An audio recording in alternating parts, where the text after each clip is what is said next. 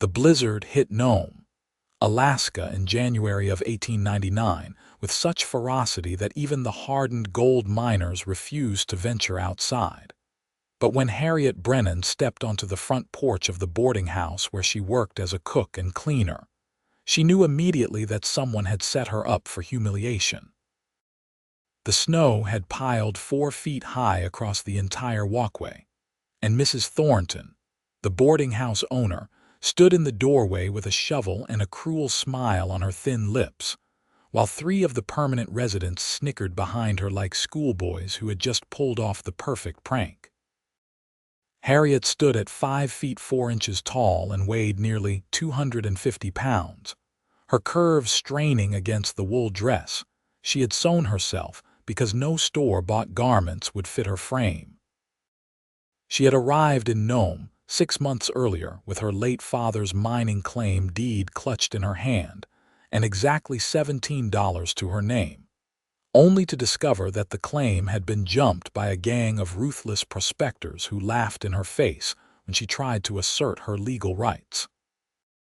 With nowhere else to go and winter approaching fast, she had begged Mrs. Thornton for work, accepting wages that barely covered her tiny room in the attic and 1 meal per day. "Well, Harriet, those stairs need to be cleared before the afternoon mail comes, Mrs. Thornton said, her voice dripping with false sweetness. "We cannot have the postman breaking his neck on our property, now can we?" The men behind her laughed louder now, and Harriet recognized them as the trio who always made comments about her size when she served them dinner, calling her names they thought were clever and funny. She wanted to turn around and walk back inside to tell Mrs. Thornton exactly where she could put that shovel, but Harriet needed this job desperately. Winter in Nome was brutal, and without shelter, she would freeze to death within days. She reached for the shovel with trembling hands, trying to ignore the burning shame that colored her cheeks red. The wind whipped snow into her face as she stepped off the porch, and she immediately sank to her knees in the deep powder. Behind her, the laughter grew even louder, and she heard one of the men say something about watching a whale try to swim through snow. Harriet gripped the shovel handle so tightly her knuckles turned white, fighting back tears that would freeze on her face the moment they fell.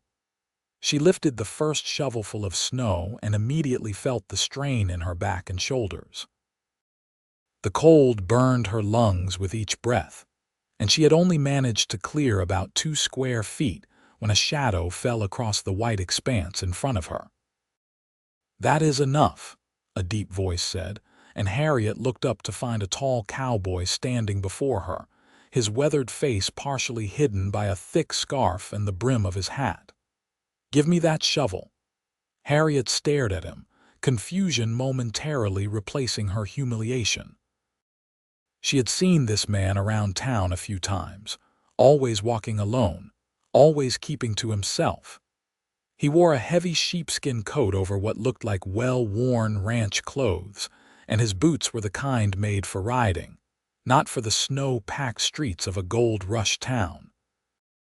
"I said give me the shovel," he repeated, and this time his gloved hand reached out and gently took it from her grasp before she could protest. Then his other hand extended toward her, and she realized he was offering to help her up. "Come on, take my hand." The laughter from the porch had stopped, replaced by stunned silence. Harriet looked at the cowboy's outstretched hand, then at his eyes, which were a striking shade of gray that reminded her of storm clouds. She saw no mockery there, no cruel amusement, just a steady determination that made something tight in her chest begin to loosen. She placed her cold, wet hand in his, and he pulled her up out of the snow with surprising ease. Even through their gloves, she could feel the strength in his grip, and when she was standing beside him, she realized he was quite tall, at least 6 feet 2 inches, with broad shoulders and the lean, muscular build of someone who spent their life doing hard physical labor. "Go inside and get warm," he said quietly, his voice meant only for her ears. "I will handle this." "You do not have to," Harriet began, but he was already turning away from her, driving the shovel into the snow with powerful, efficient movements. "On the porch, Mrs. Thornton had found her voice again. "Now see here, sir, I did not ask for your assistance. Harriet is employed here and she has duties to perform." The cowboy did not even look up from his work. "Then fire her if you must, but I am clearing these stairs." "If you have a problem with that, you can take it up with Marshal Hendricks." Mrs. Thornton sputtered but said nothing more. The mention of the marshal, who had a reputation for fairness that was rare in a lawless town like Nome, had clearly given her pause. She huffed loudly, ushered the disappointed men back inside, and slammed the door behind them. Harriet stood in the falling snow, watching the cowboy work. He moved with practiced efficiency, clearing the stairs in less than 15 minutes, a task that would have taken her hours and left her exhausted and possibly frostbitten. When he finished, he leaned the shovel against the porch railing and turned to face her. "You should go in now," he said. "You are shivering." She was violently, but she could not seem to make her feet move. "I do not even know your name." "Xander Hayes," he said, touching the brim of his hat in a gesture that felt oddly formal given the circumstances. "I run a small horse operation about a mile north of town." "Horses? In Alaska?" The question came out before Harriet could stop herself. For the first time, she saw the hint of a smile tug at the corner of his mouth. "Someone has to transport supplies and people around. Dogs are fine for sleds, but there is still plenty of work for good pack horses and riding mounts. I brought 20 head up from Montana last spring." "That must have been quite a journey," Harriet said, and then felt foolish for stating something so obvious. "It was," Xander agreed, "but worth it. There is good money to be made here if a man is willing to work hard and keep his wits about him." He paused, studying her face with those steady gray eyes. "What is your name?" "Harriet Brennan," she said, her voice barely audible over the wind. "Well, Miss Brennan, I hope you will not let those fools in there make you feel like you are anything less than worthy of respect." He said it simply, as a statement of fact, and then he touched his hat brim again and turned to walk away. "Mr. Hayes," Harriet called after him, and he stopped, looking back over his shoulder. "Thank you." He nodded once, then continued down the street, his tall form quickly disappearing into the swirling snow. Harriet watched him go, feeling something shift inside her chest, something she had not felt in a very long time. Hope, perhaps, or maybe just the tiniest spark of warmth in a world that had been cold and cruel for so long.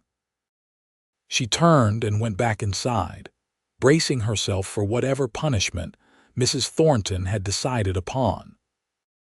But when she entered the main room, the boarding house owner was nowhere to be seen, and the 3 men who had laughed at her were sitting quietly at a table, suddenly very interested in their coffee cups.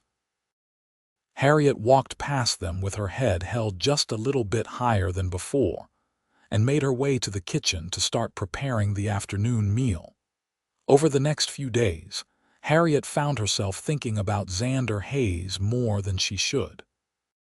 She told herself it was simply gratitude, that any decent person would be thankful to someone who had shown them such unexpected kindness. But late at night, lying in her narrow bed in the attic room, she would remember the way his hand had felt when he helped her up, the way his eyes had looked at her without judgment or mockery, and something warm would bloom in her chest. She did not expect to see him again. Nome was small, but it was possible to live there for months without crossing paths with certain people, especially during the harsh winter when most folks stayed inside as much as possible. So when the door to the boarding house opened on a Tuesday afternoon and Xander walked in, stamping snow off his boots, Harriet nearly dropped the stack of plates she was carrying. He scanned the room until his eyes found her, and he nodded in greeting before approaching the front desk where Mrs. Thornton sat doing her accounts. Harriet could not hear their conversation from where she stood, but she saw Mrs. Thornton's expression shift from irritation to interest as Xander spoke. After a few minutes, he handed her what looked like several bills, received a key in return, and headed upstairs with a small pack over his shoulder. Harriet stood frozen in place until one of the permanent residents cleared his throat loudly, reminding her that she had been in the process of setting tables for dinner. She hurried to finish her work, her mind racing with questions. Why had Xander taken a room here? He had said he lived north of town. Was something wrong at his horse operation? She did not have to wait long for answers.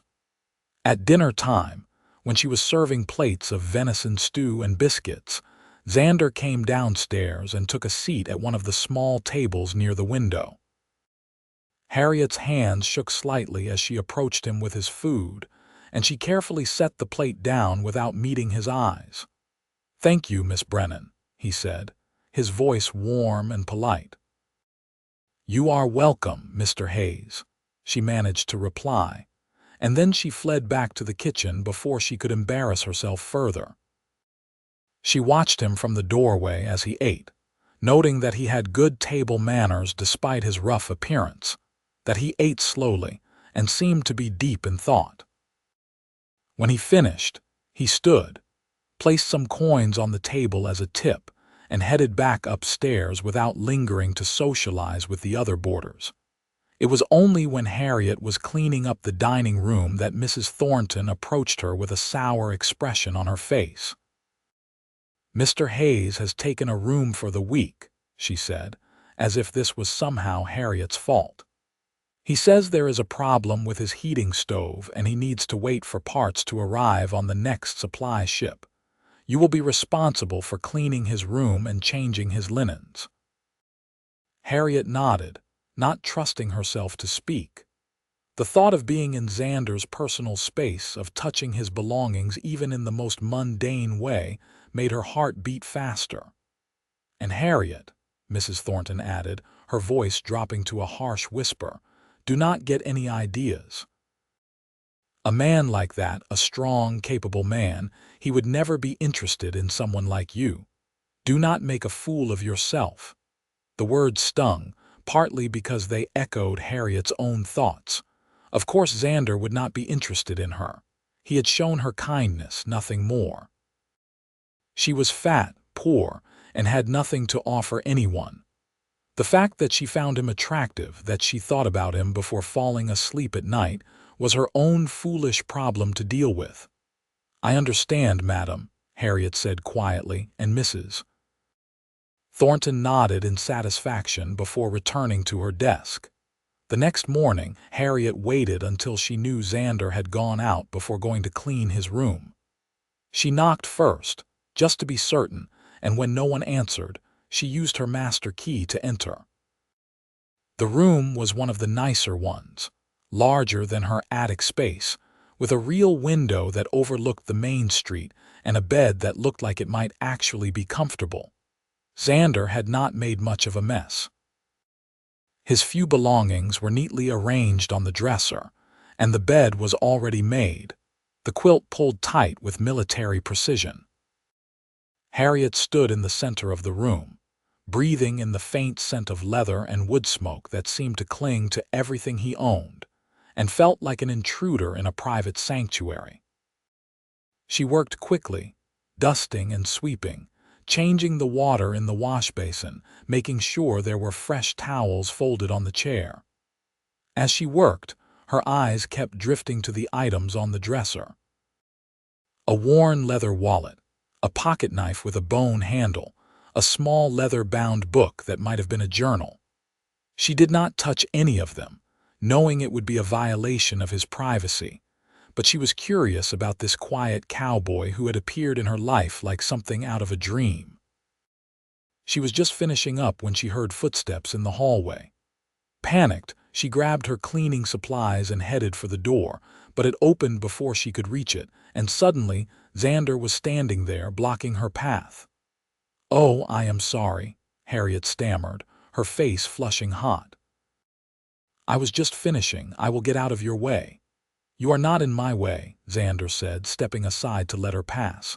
But as she moved toward the door, he spoke again. "Miss Brennan, could I speak with you for a moment?" Harriet froze, her heart hammering in her chest. "Yes, sir." "I have been thinking," Xander said slowly, as if choosing his words carefully. "My place is not big, but it is solid and warm, and I could use some help keeping it that way. The cooking and cleaning, it takes time away from the horses, and winter is my busiest season because folks need their animals kept fed and sheltered. Would you be interested in coming to work for me?" For a moment, Harriet was certain she had misheard him. "Work for you?" "I can pay you more than you make here," Xander continued, and she noticed that he was not quite meeting her eyes, as if he was nervous. "Room and board included, of course, and you would have your own space. There is a small cabin on the property that my ranch hand used before he decided to head back to the States. It needs some fixing up, but it is weatherproof and has a good stove." "I do not understand," Harriet said, shaking her head. "Why would you offer me this? You do not even know me." Now Xander did look at her, and the intensity in his gray eyes made her breath catch. "I know enough. I know you work hard, even when people treat you poorly. I know you are stronger than you think you are, and I know that you deserve better than what you are getting here." Harriet wanted to believe him, wanted to accept his offer immediately, but years of disappointment and cruelty had taught her to be cautious. What would people say? A single woman living on a man's property. "Let them say what they want," Xander replied, his voice firm. "You would have your own cabin, your own door with a lock. Anyone who wants to suggest something improper can answer to me. Besides, most folks in Nome are too busy trying to survive to worry much about gossip. Mrs. Thornton will never let me go," Harriet said, though even as she spoke the words, she felt hope rising in her chest. "She says I owe her for the advance wages she gave me when I started." Something dark flashed across Xander's face. "How much?" $12, Harriet admitted. "It might as well have been $1,200 for all the chance she had of paying it back with her current wages." Xander reached into his coat pocket and pulled out his wallet. He counted out bills and held them out to her. "Here is 15. Pay her what you owe, buy yourself some warmer clothes with the rest, and meet me at the livery stable at dawn tomorrow. Can you ride a horse?" Harriet stared at the money in his hand, unable to move. "I cannot take this." "It is not charity," Xander said patiently. "It is an advance on your wages, the same as what Mrs. Thornton gave you. The difference is that I will actually pay you fairly for your work, and I will not treat you like something I scraped off my boot." Tears pricked at Harriet's eyes, and she blinked them back furiously. She had cried enough in her life, and she would not cry in front of this man who was showing her more kindness than she had known in years. Slowly, carefully, she reached out and took the money from his hand. "Thank you," she whispered. "I will work hard for you, Mr. Hayes. I promise I will earn every penny." "I know you will," Xander said simply. "And Miss Brennan, call me Xander. We are going to be working together after all." "Then you should call me Harriet," she said. And when she smiled at him, tentatively, like someone who had forgotten how to smile and was just relearning, he smiled back. Leaving Mrs. Thornton's employment was easier than Harriet had expected. The boarding house owner was furious, of course, but the sight of cash in hand softened her anger considerably. She made several cutting remarks about Harriet's morals and intelligence, but Harriet barely heard them. She was too busy feeling the weight of the money in her pocket, the $3 Xander had given her beyond what she owed, and thinking about the new life that was waiting for her. She spent the afternoon shopping at the general store, buying long underwear and thick wool socks, a warmer coat that was too big in the shoulders but would keep her alive if she got caught in a storm. The shopkeeper, a kindly old man named Mr. Patterson, threw in a good pair of leather gloves for free when she told him she was going to be working at the Hayes horse operation. "Xander is a good man," Mr. Patterson said as he wrapped her purchases. "Came through here last spring with those horses of his, half frozen and exhausted, but he made sure every animal was fed and sheltered before he saw to his own needs. That tells you something about a person's character." Harriet nodded, filing this information away like a precious treasure. She wanted to know everything about Xander, wanted to understand what kind of man would show kindness to a stranger for no reason, except that it was the right thing to do. That night, she barely slept. She packed her few belongings into the carpet bag her mother had given her before dying of fever back in Seattle, and she lay in her narrow bed watching the shadows dance across the ceiling, wondering if she was making a terrible mistake. What if Xander's kindness had limits? What if she disappointed him? What if his offer of a separate cabin was a lie, and he expected things from her that she was not prepared to give?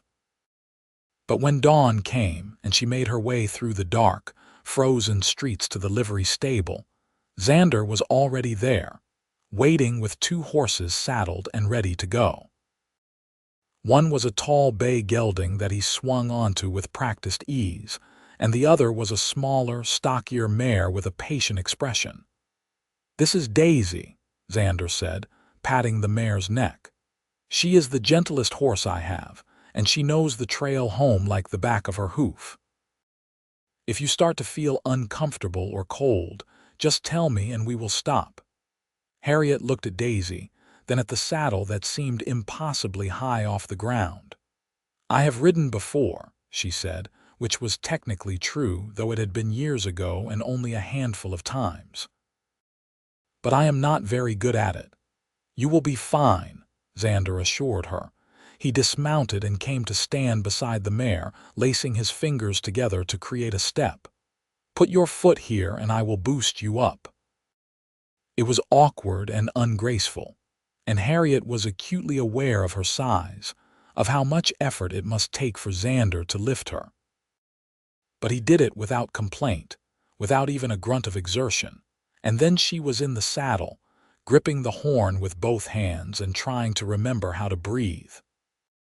Xander adjusted her stirrups with quick, efficient movements, showing her how to hold the reins, reminding her to sit deep in the saddle and move with the horse's rhythm.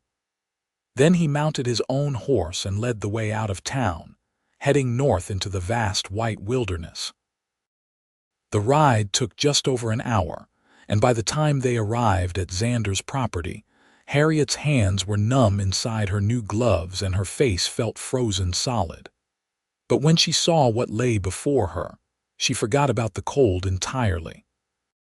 The main house was a sturdy log structure with smoke rising from the chimney, surrounded by several corrals and a large barn that looked new and well-maintained. Beyond that, about 50 yards away, stood a smaller cabin, exactly as Xander had described it. The whole property was nestled in a small valley, sheltered from the worst of the wind by low hills on 3 sides. "Home," Xander said simply, and Harriet heard the pride in his voice. This was his, built with his own hands and his own sweat, and she felt honored that he was willing to share it with her.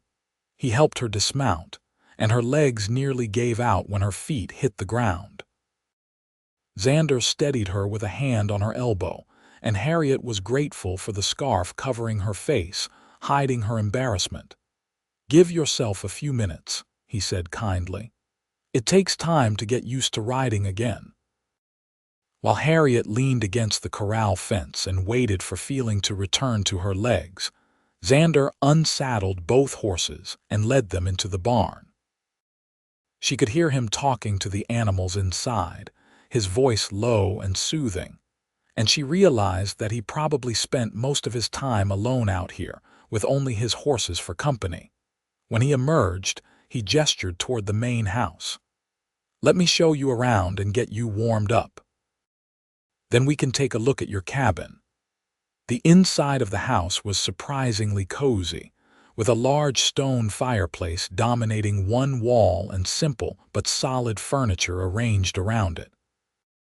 The main room served as both kitchen and living area, and Harriet could see a doorway leading to what was probably a bedroom. Everything was clean but clearly neglected in the way that a bachelor's home often was.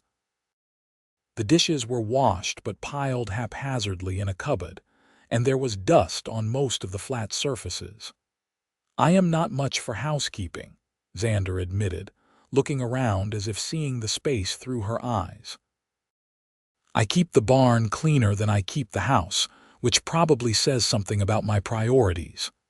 "It says you care about your animals," Harriet replied, setting her bag down by the door. "There is nothing wrong with that." Xander moved to the stove and poked at the fire, adding more wood. "I will make coffee. You should warm up before we go back out." Harriet sat in one of the wooden chairs near the fire and watched as Xander moved around his kitchen with the economical movements of someone who had learned to do for himself. He ground coffee beans, filled a pot with water from a bucket by the door, and set it on the stove to heat. The routine of it was soothing, and Harriet felt herself relaxing for the first time in days. "How long have you been in Alaska?" she asked, emboldened by the warmth and the privacy. "About 10 months, Xander replied, measuring coffee into the pot. "I was running horses in Montana, but the competition there is fierce and the big ranchers are buying up all the land.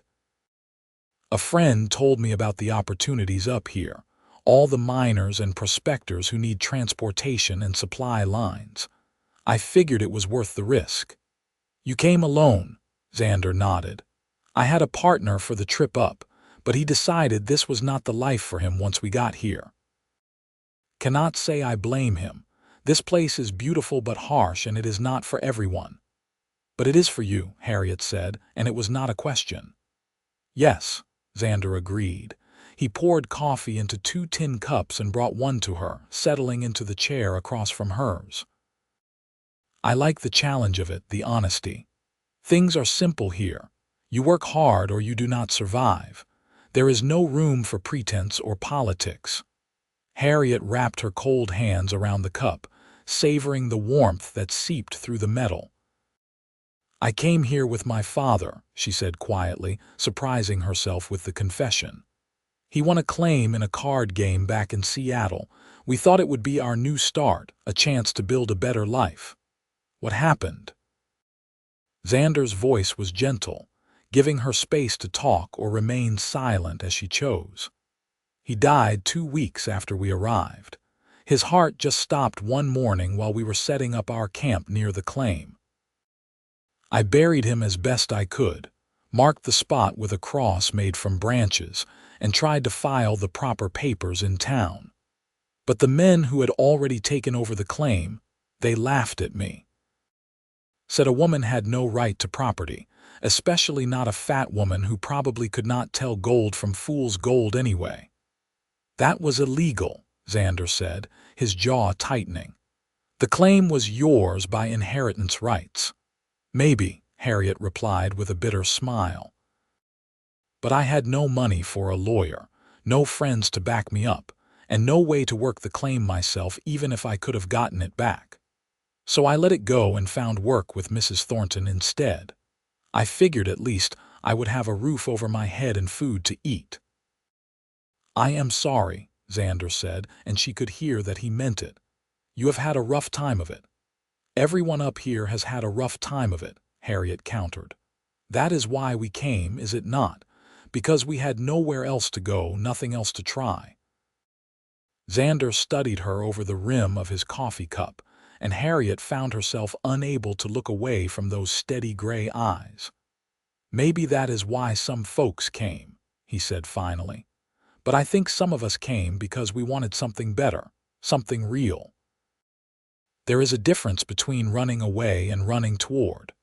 Before Harriet could respond to that, a loud whinny came from the barn, followed by the sound of hooves kicking against wood.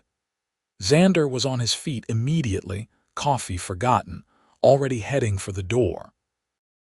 "Wait here," he called over his shoulder, but Harriet was already grabbing her coat and following him outside. In the barn, they found chaos.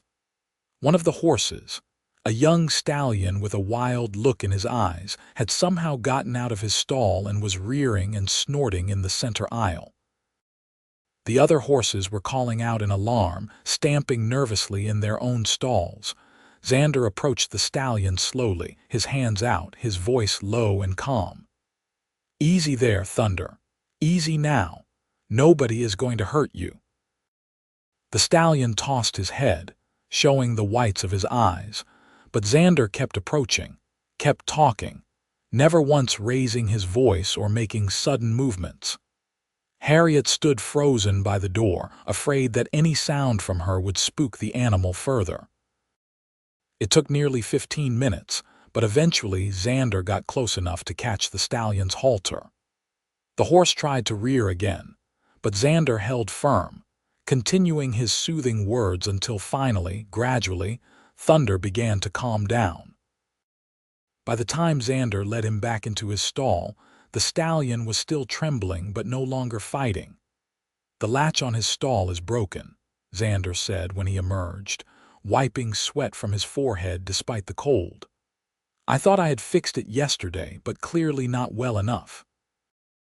I will need to replace it entirely before he hurts himself or another horse." "Can I help?" Harriet asked. Xander looked at her in surprise. "You do not have to start working today. I thought you would want to settle into your cabin first, rest after the ride." "I am fine," Harriet insisted. "And I would rather be useful. What do you need me to do?" For the next several hours, Harriet followed Xander's instructions as he repaired the broken latch and reinforced several others that were showing signs of wear. She held tools, fetched supplies from the workshop attached to the barn, and even helped calm some of the horses that were still nervous after Thunder's escape. To her surprise, she found that she enjoyed the work, enjoyed feeling competent and needed. By the time they finished, the weak winter sun was already starting to set, painting the snow in shades of pink and gold. Xander led her to the small cabin, which was indeed weatherproof and equipped with a good stove, though it needed a thorough cleaning and fresh linens. "I will help you get it livable," Xander said, already rolling up his sleeves. "We can bring some furniture from the main house, things I am not using anyway." They worked together as darkness fell, sweeping and dusting, hauling a bed frame and mattress from Xander's spare room, setting up a small table and 2 chairs. Xander showed her how to work the stove, how to bank the fire so it would burn through the night without consuming all her wood. By the time they finished, the cabin had been transformed from an empty shell into a simple but comfortable home. "I cannot thank you enough," Harriet said, looking around at the space that was now hers, truly hers for the first time in months. "I will make you a good dinner tomorrow to show my appreciation." "You do not owe me anything," Xander replied, but she could see that he was pleased. "Get some rest. Come up to the main house whenever you are ready in the morning and we will go over your duties. There is no rush." After he left, Harriet sat on her new bed and allowed herself to cry, but this time the tears were not from sadness or humiliation. They were tears of relief, of gratitude, of hope that maybe, just maybe, her luck was finally beginning to turn. The next morning, Harriet woke before dawn, dressed quickly in the cold cabin, and made her way to the main house. She found Xander already in the barn, feeding the horses, and she joined him without a word, learning the routine by watching and following his lead.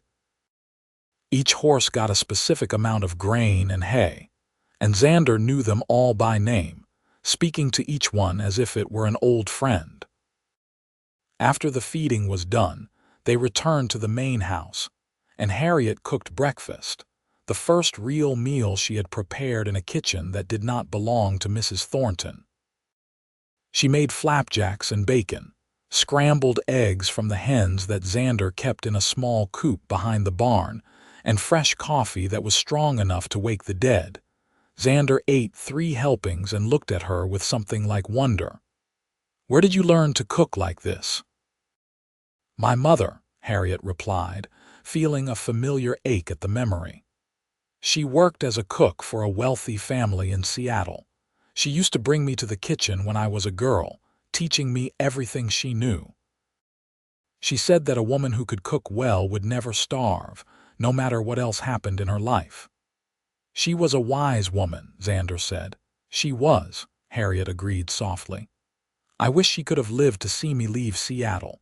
She always hated that city, said it was too crowded and dirty. I think she would have liked Alaska, despite the cold." They fell into a routine over the following days. Harriet would wake early, help with the horses, then return to the main house to cook breakfast. After they ate, she would clean the house while Xander worked on various projects around the property, repairing fences, chopping wood, tending to the horses. At midday, she would prepare lunch, and then they would work together on whatever needed doing, whether it was mucking out stalls, exercising the horses, or preparing supplies for Xander's customers, who would come to collect their animals or arrange for transportation. Harriet discovered that she had a natural way with the horses, despite her initial nervousness. They seemed to respond to her gentle touch and soft voice, and even Thunder, the temperamental stallion, would settle down when she approached his stall. Xander noticed and began teaching her more about horse care, showing her how to check their hooves for stones, how to groom them properly, how to recognize signs of illness or injury. In the evenings after dinner, they would sometimes sit by the fire in the main house and talk.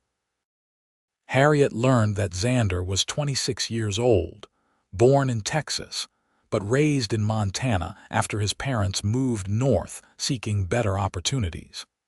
He had started working with horses when he was just a boy, learning from a Mexican vaquero who took pity on a scrawny kid who hung around the stables. "I was not much to look at," Xander admitted with a slight smile. "All elbows and knees, too stubborn for my own good, but I loved the horses and I was willing to work harder than anyone else, so eventually people started taking me seriously." "How did you end up in Montana?" Harriet asked, curled up in the chair that she had started thinking of as hers.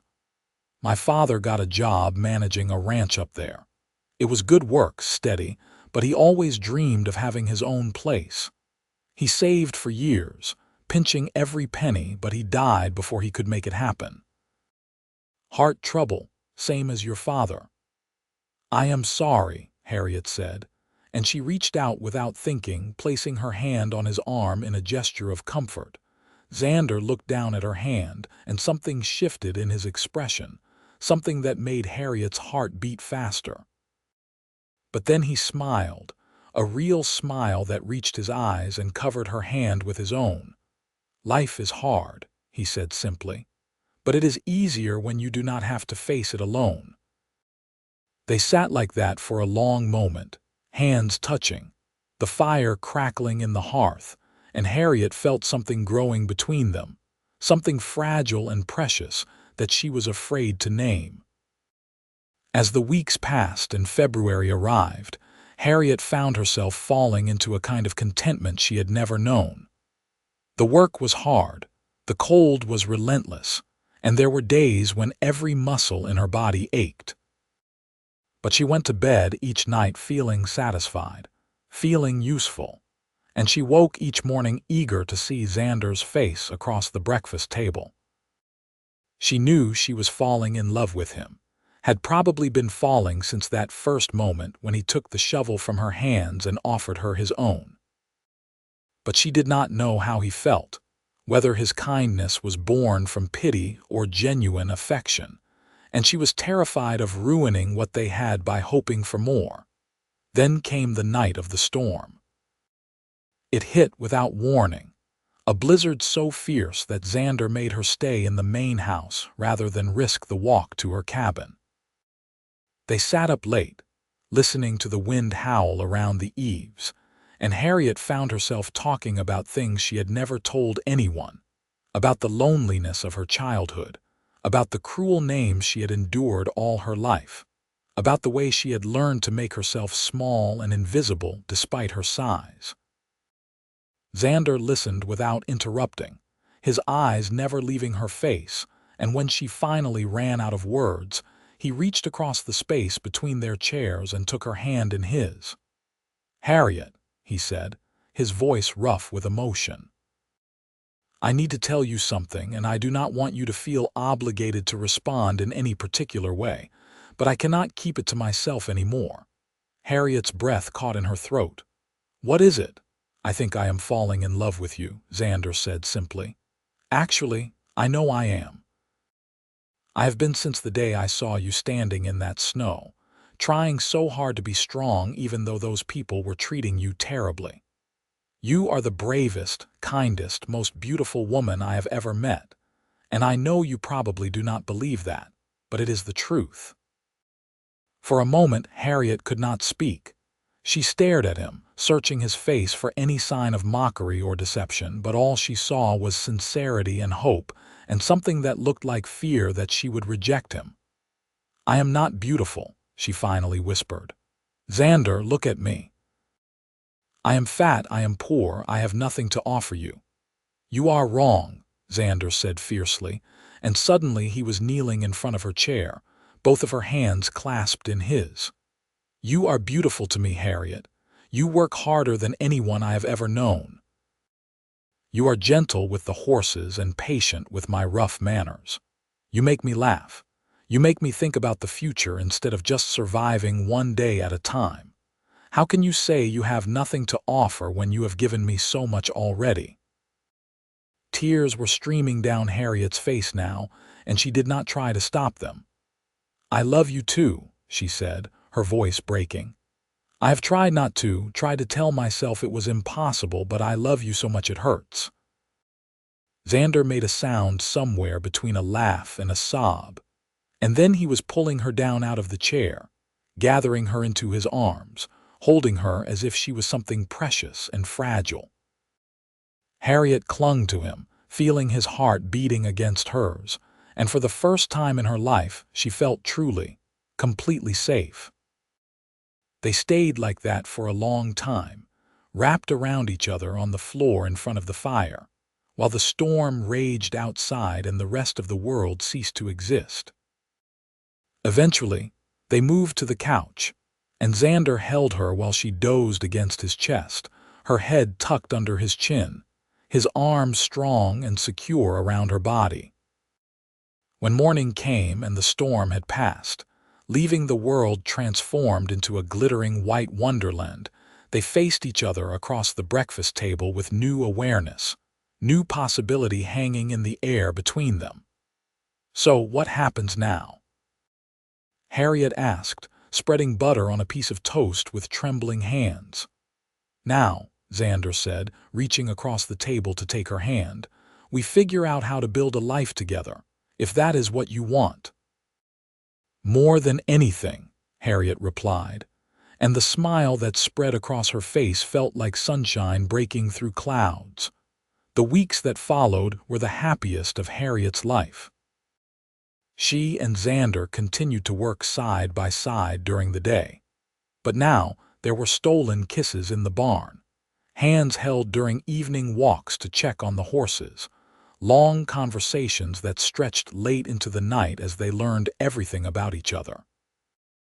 Xander courted her properly, despite the fact that they were living on the same property, bringing her wildflowers that he found poking through the snow, carving her a wooden box to keep her few treasures in, reading to her from the books he had brought with him from Montana.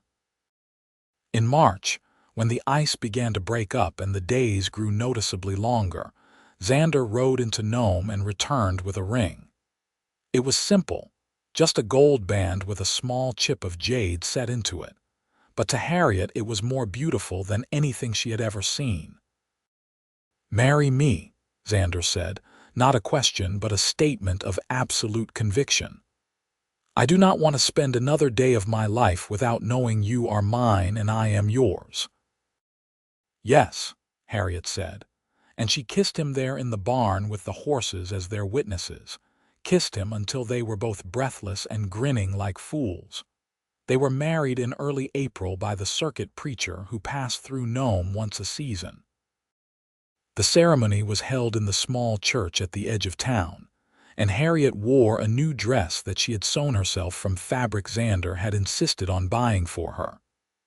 It was deep blue, the color of twilight, and she had embroidered small white flowers along the collar and cuffs.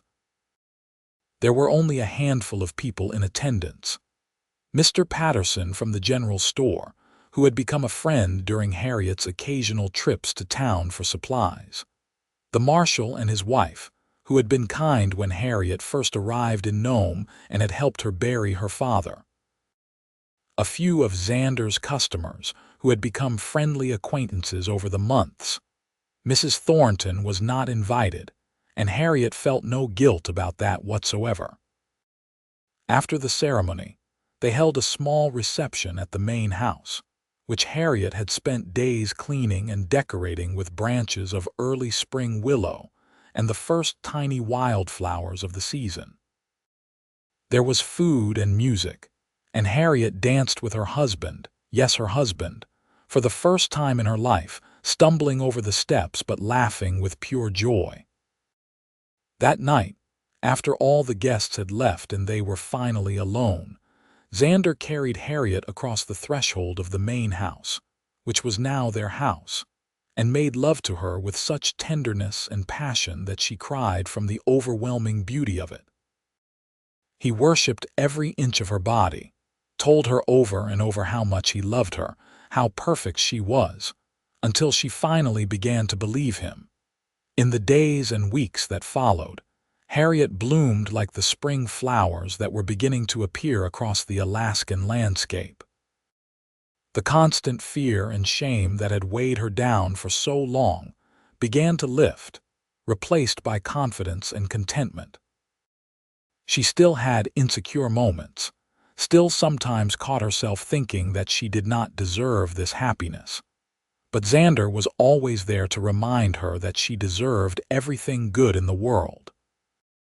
By June, when the midnight sun made the days nearly endless, Harriet realized that her monthly cycle had not come.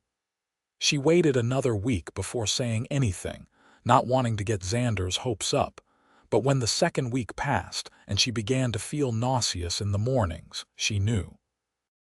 She told him one evening while they were sitting on the porch of their home, watching the sun hang stubbornly above the horizon even though it was past 10 o'clock. "Xander, I think I am pregnant." He turned to her so fast he nearly knocked over his chair. "Are you sure?"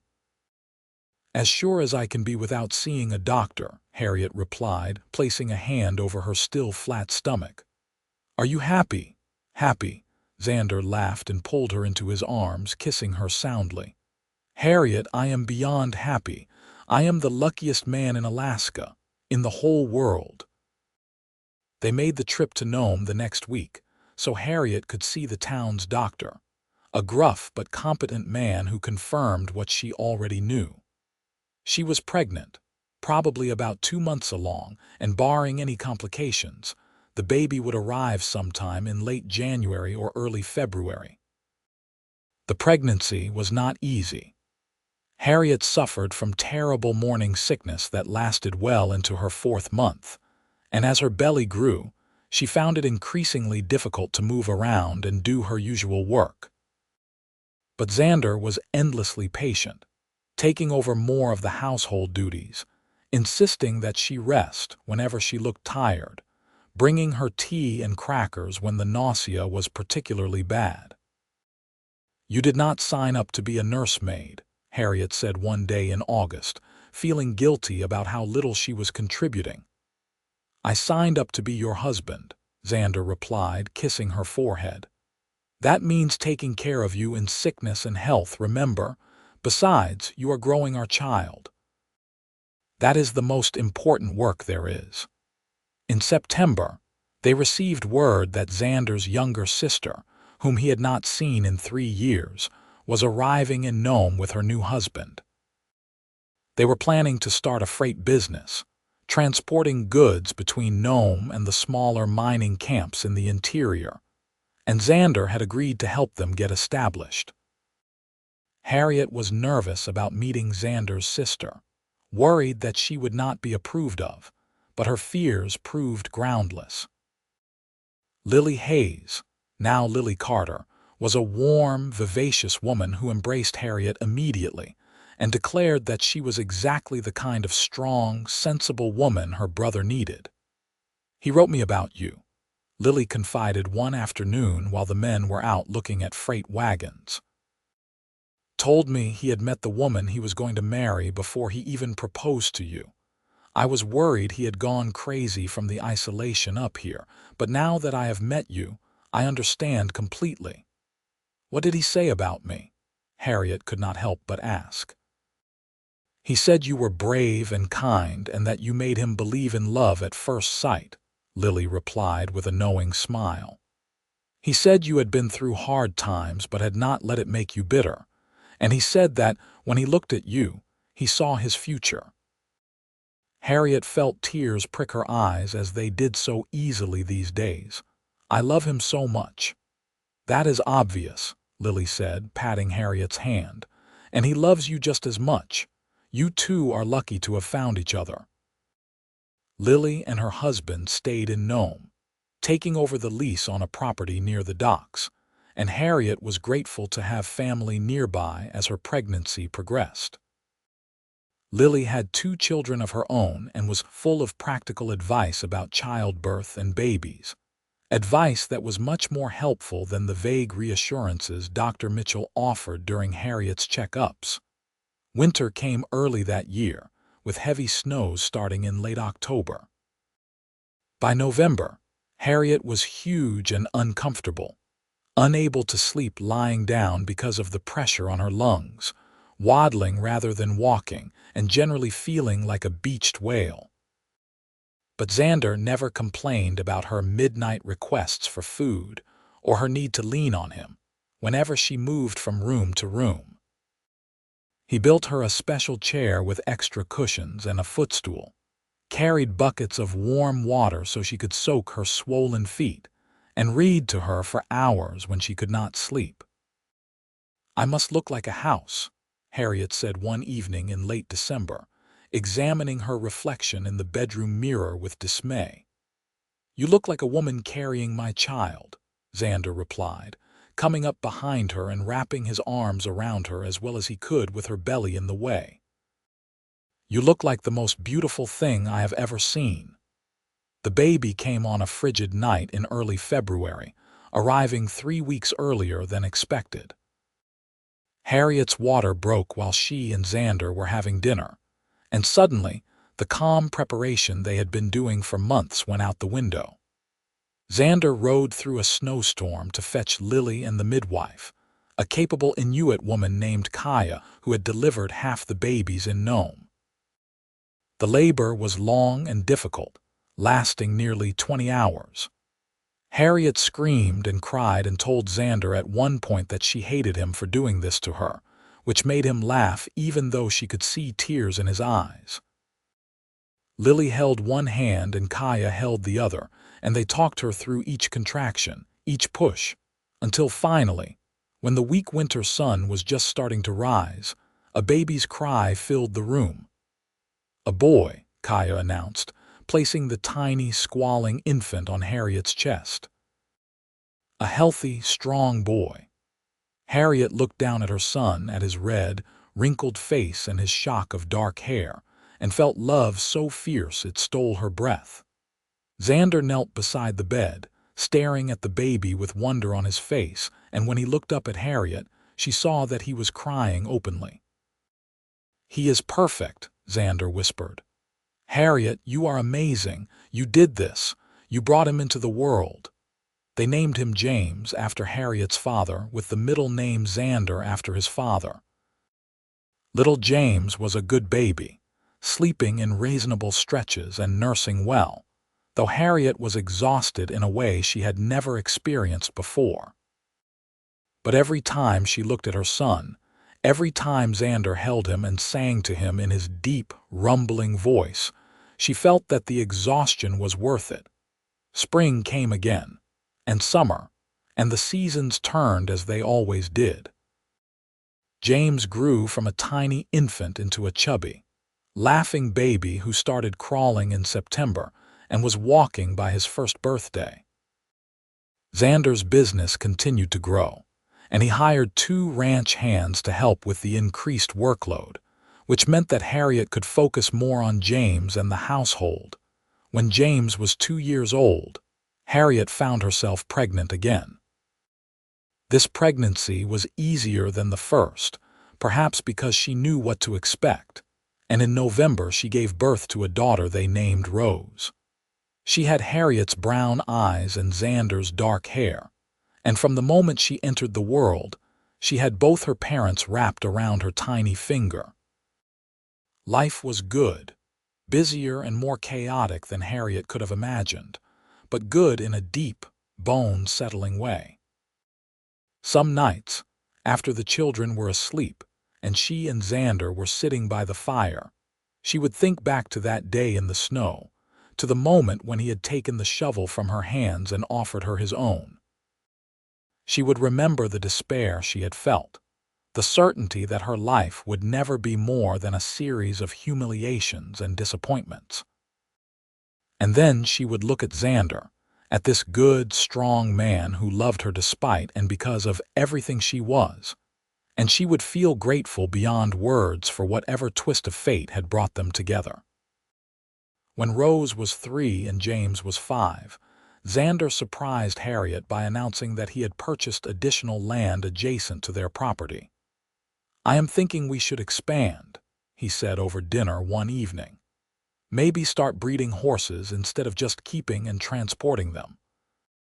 It would be more work, but also more profitable in the long run." "That sounds wonderful," Harriet said, though privately she wondered how they would manage even more work with 2 young children. As if reading her mind, Xander continued, "I have been thinking we should hire someone to help with the children and the house. You already do so much, and I do not want you to be exhausted all the time."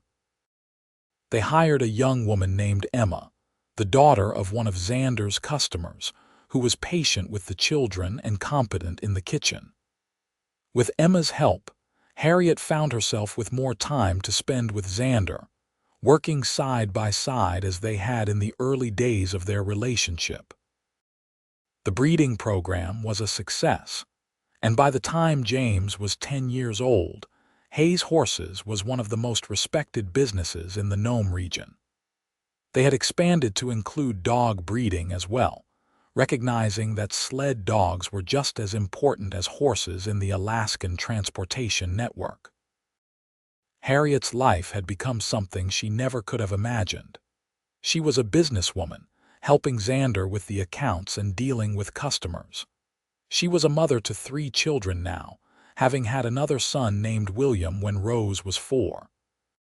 She was a respected member of the community, known for her kindness and her excellent cooking, which she contributed to every church social and town celebration. But most importantly, she was loved.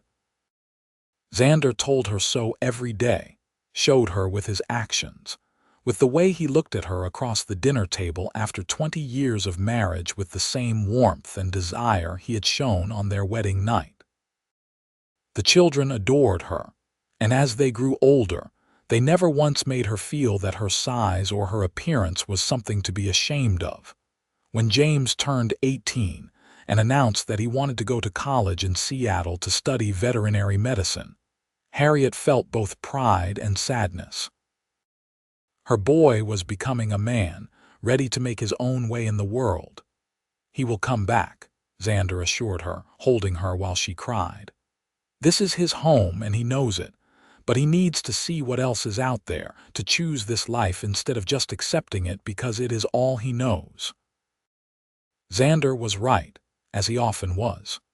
James went to Seattle, studied hard, and returned 4 years later with a degree and a young wife named Catherine. He opened a veterinary practice in Nome, the first in the region, and became an invaluable partner in the family business.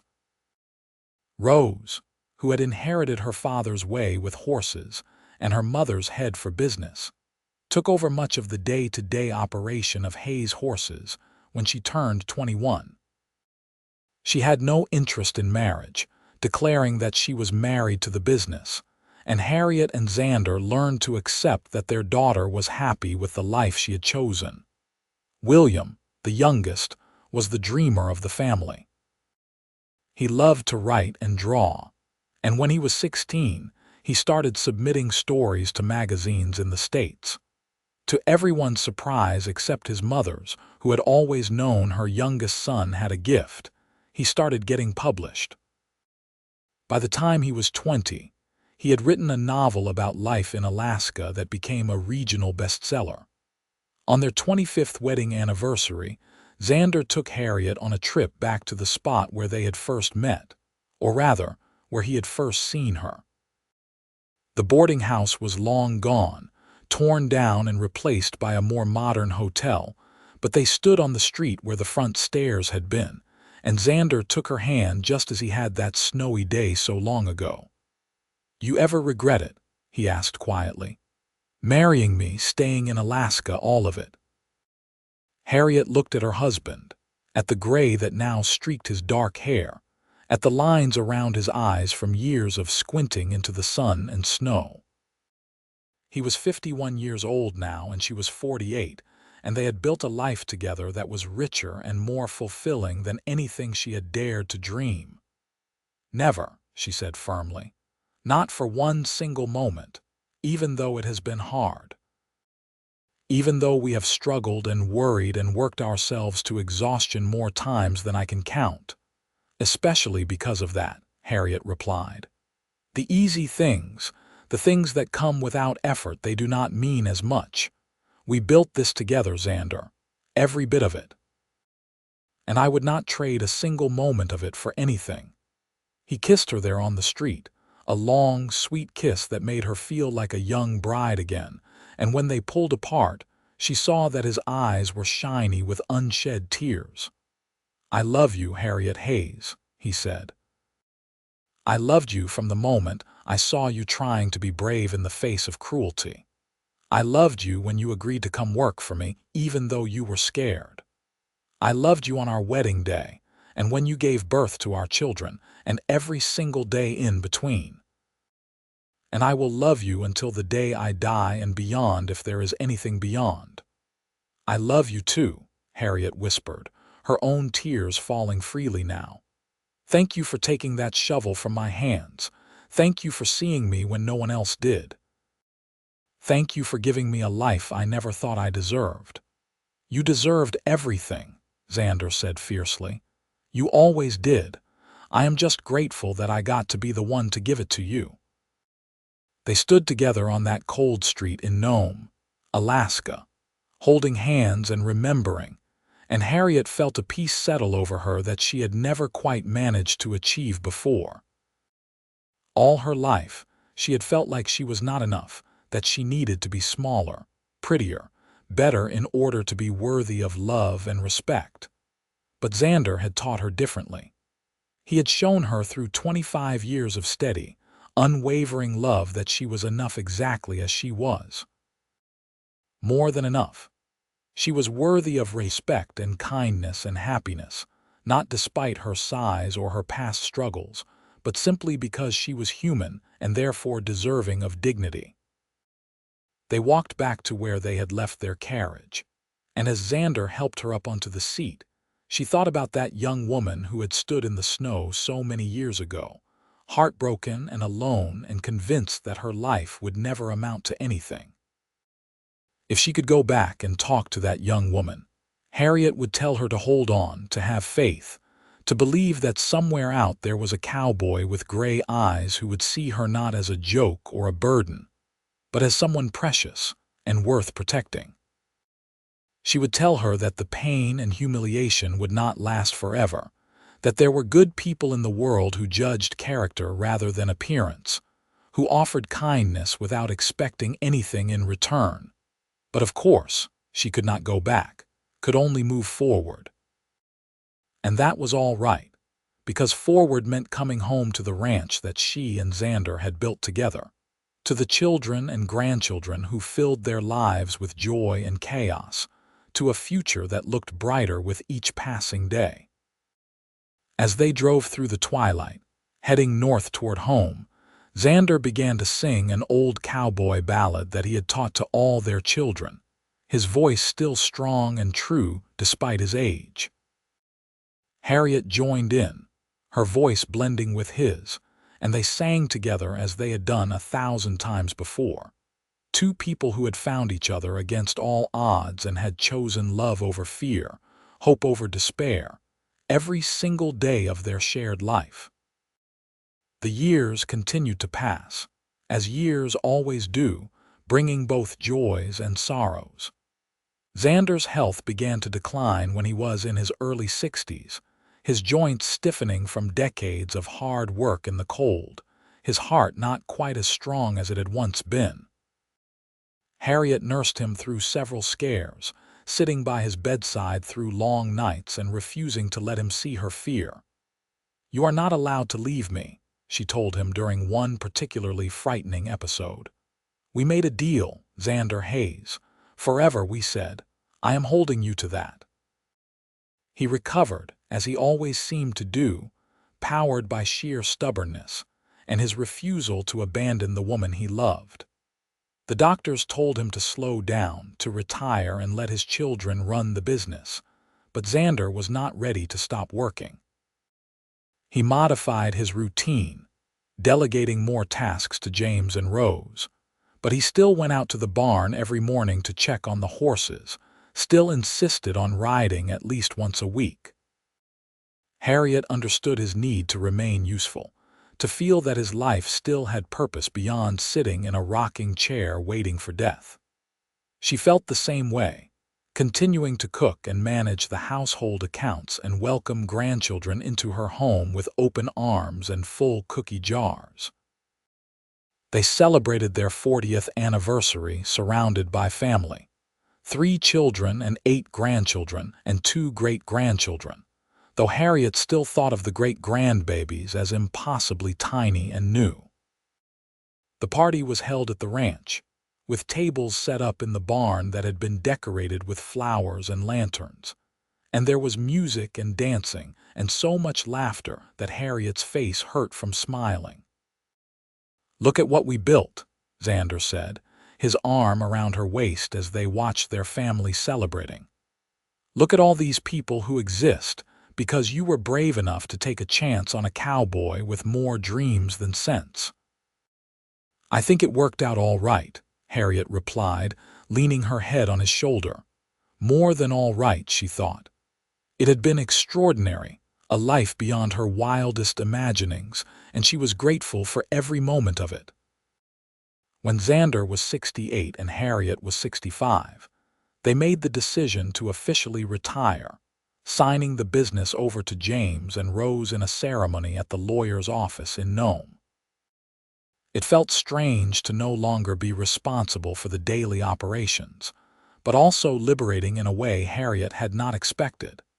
They spent their days reading, taking short walks when the weather permitted, playing with grandchildren and great-grandchildren who visited regularly.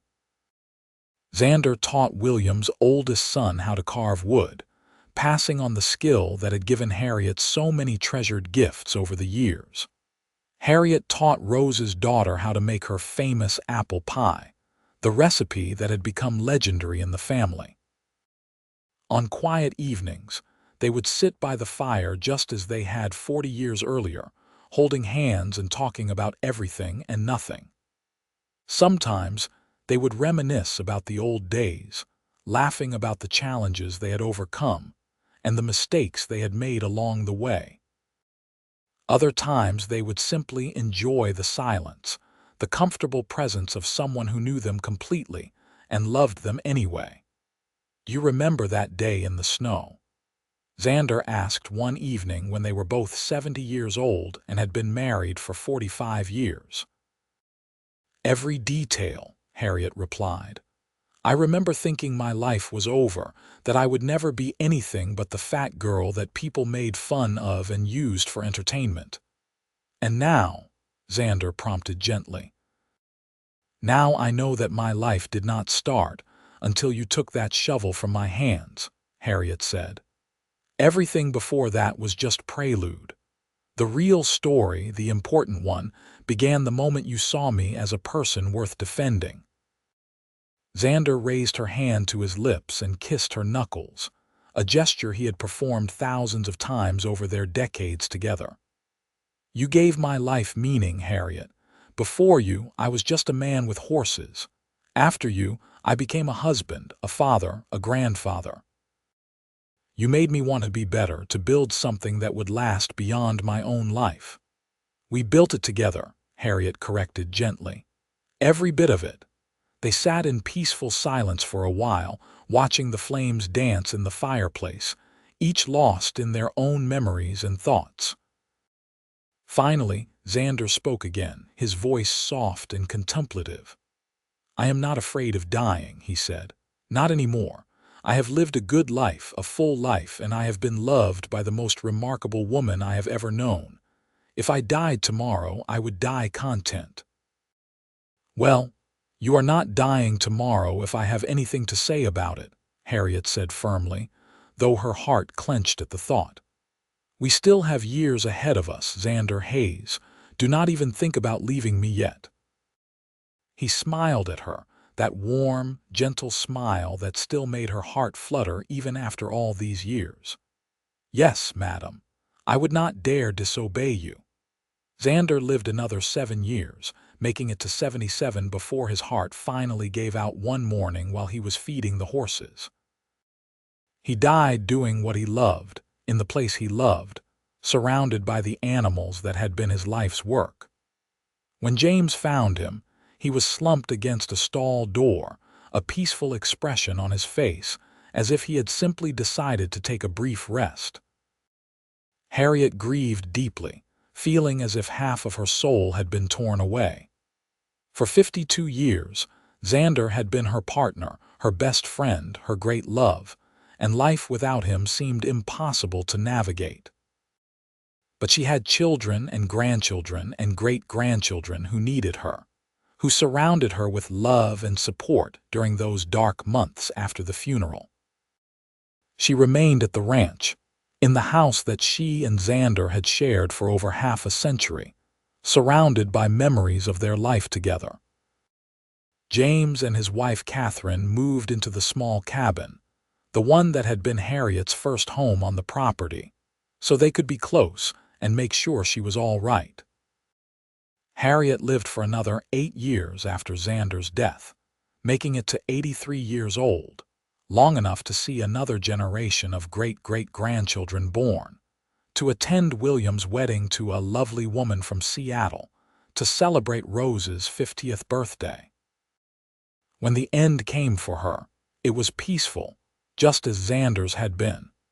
She went to sleep one night in the bed she had shared with her husband, surrounded by photographs and memories, and simply did not wake up. Rose found her in the morning, a slight smile on her face, looking as if she had just drifted off to a pleasant dream. At the funeral, which was attended by what seemed like half of Nome, William stood up to deliver the eulogy. He talked about his mother's strength, her kindness, her incredible capacity for love. He told the story of how she had met his father, about the day in the snow when a cowboy had taken a shovel from a frightened young woman and changed both their lives forever. "My mother taught me that love is an action, not just a feeling," William said, his voice thick with emotion. "She showed me through her life that kindness matters, that seeing the worth in people matters, that choosing compassion over cruelty can change the world. She was an extraordinary woman who overcame tremendous obstacles to build a life of meaning and purpose. And I know, beyond any doubt, that she and my father are together again now, holding hands just as they did every day of their shared life. They buried Harriet next to Xander in the small cemetery on a hill overlooking their ranch, the place they had built together from nothing but hope and hard work and love that refused to be diminished by hardship or time. On the headstone, beneath their names and dates, James had inscribed a simple phrase, "Together in life, together in eternity." The ranch continued to operate for another 2 generations, run by Rose's children and then by her grandchildren, always bearing the Hayes name, always maintaining the standards of quality and integrity that Xander and Harriet had established so long ago. The story of how the business started, of the obese girl sent to shovel snow as a joke and the cowboy who took the shovel and took her hand, became family legend, told and retold to each new generation as a reminder of the power of kindness and the enduring strength of true love. And on cold winter days, when the snow fell softly over the Alaskan landscape, and the world was hushed and white, those who knew the story would sometimes pause and think of Harriet and Xander, of 2 souls who found each other against impossible odds and built a legacy that would last long after they were gone. They would remember that love, real love, sees beyond appearances and circumstances to the essential worth of another human being, and that the smallest act of kindness can change the course of 2 lives forever. The end came, as it must for all stories, but it was a good ending, a proper ending, the kind that brings satisfaction rather than sorrow. Harriet and Xander had lived fully, loved deeply, and left behind a family and a business that would carry their values forward into the future. They had faced hardship and overcome it, had known joy and sorrow in equal measure, and through it all, they had held onto each other with a grip that death itself could not loosen. Their story was one of transformation and redemption, of seeing worth where others saw only weakness, of choosing love when it would have been easier to walk away. It was a story that deserved to be remembered and passed down, a testament to the truth that no one is beyond deserving of love and respect, that everyone has value, and that sometimes the greatest adventures begin with the simplest gesture of human kindness. In the end, that day in the snow, when Xander took the shovel from Harriet's hands and offered his own, was not just a moment of rescue but a moment of mutual recognition. 2 lonely souls finding each other in a harsh and unforgiving place, choosing to build something beautiful together rather than face the world alone. It was the beginning of everything that mattered, the foundation upon which an entire life was built, and neither of them would have traded it for anything the world could offer. And so the story closes, not with sadness but with the knowledge that some loves are strong enough to transcend time and death, that some legacies last far beyond a single lifetime, and that the kindness we show to others ripples outward in ways we cannot always see or measure. Harriet and Xander's love story became part of the history of Nome, Alaska, a reminder to all who heard it that true worth has nothing to do with appearance or circumstances, and everything to do with the content of one's character and the capacity of one's heart. Their great-great-grandchildren still tell the story, usually on winter evenings when the family gathers together, and it never fails to bring tears and smiles in equal measure. They speak of the obese girl who thought her life was over at 22, and the cowboy who saw past her size to the remarkable woman beneath. They talk about the ranch that grew from nothing, the horses that became famous throughout Alaska, the family that spread out but always remained connected by ties of love and shared history. And sometimes, late at night, when the northern lights dance green and gold across the sky and the world seems full of magic and possibility, the older members of the family swear they can see two figures walking hand in hand across the snowy fields. A tall cowboy and a woman who was beautiful not despite her size, but simply because of who she was, together still, together always. Love undiminished by the passage of time.